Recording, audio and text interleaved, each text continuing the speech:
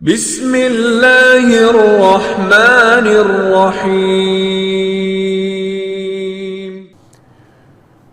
سید عائشہ صدیقہ فرماتی ہیں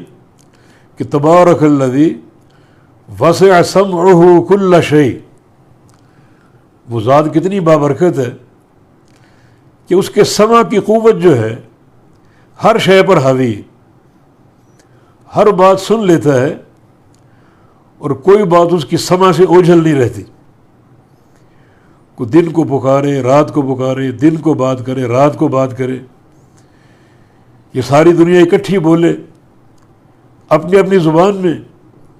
اللہ رب العزت ایسا قادر ہے، ایسا سننے والا کہ ہر ایک کی بات کو سن لے گا۔ جیسا کہ ایک حدیث قدسی میں رسول اللہ صلی اللہ علیہ وسلم کا فرمان ہے کہ یا عبادی، اللہ فرما رہا ہے، یا عبادی لو ان اولکم وآخرکم وانسکم وجنکم کانوا فی صعید واحد فسألونی فأعطی کل واحد مسألتہ۔ اے میرے بندو، اگر تمہارے اگلے پچھلے سارے لوگ اور انسان اور جن سب کے سب،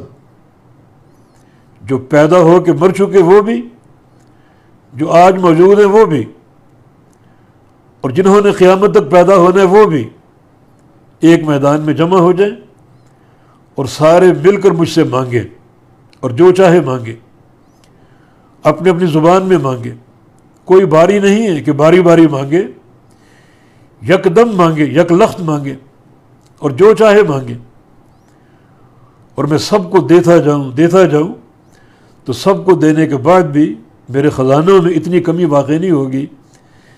جیسے ایک سوئی سمندر میں ڈبو کر نکال لی جائے، کتنا پانی کم ہوگا، اتنی کمی بھی واقع نہیں ہوگی۔ تو یہاں بتانا یہ مقصود ہے کہ پوری دنیا ہے، انسان بھی اور جن بھی، اور ایک میدان میں جمع ہو کر بیک آواز اللہ سے مانگ رہے ہیں، اپنی اپنی بولی میں مانگ رہے ہیں، اور اللہ سب کی سن رہے، تو ایسا وہ سننے والا۔ تو ام المومنین فرماتی ہیں کہ حالانکہ میں اس کمرے میں موجود تھی، چھوٹا کمرہ تھا، اور وہ خاتون نبی علیہ السلام سے باتیں کر رہی تھی، کوئی بات میں سن پاتی اور کوئی بات مجھ سے اوجھل رہتی، حالانکہ ایک کمرے میں سب بیٹھے تھے اور چھوٹا سا کمرہ تھا، لیکن پھر بھی کچھ باتیں میں سن سکی اور کچھ باتیں نہ سن سکی، مگر اللہ تعالیٰ ساتویں آسمان کے اوپر اپنے عرش پہ مستوی، جس نے فوراً وحی بھیجی اور فرمایا کہ قد سمع اللہ قول التی تجادلک فی زوجہا، تحقیق اللہ تعالیٰ نے اس عورت کی بات کو سن لیا جو اپنے شوہر کے بارے میں آپ سے جھگڑ رہی تھی، وتشتکی الی اللہ، اور اللہ تعالیٰ کی طرف شکوہ پیش کر رہی تھی،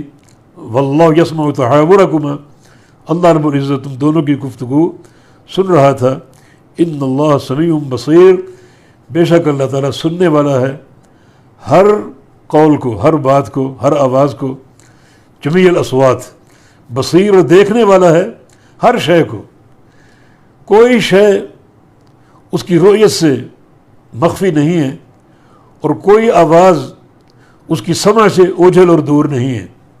ہر بات کو سننے والا اور ہر شے کو دیکھنے والا۔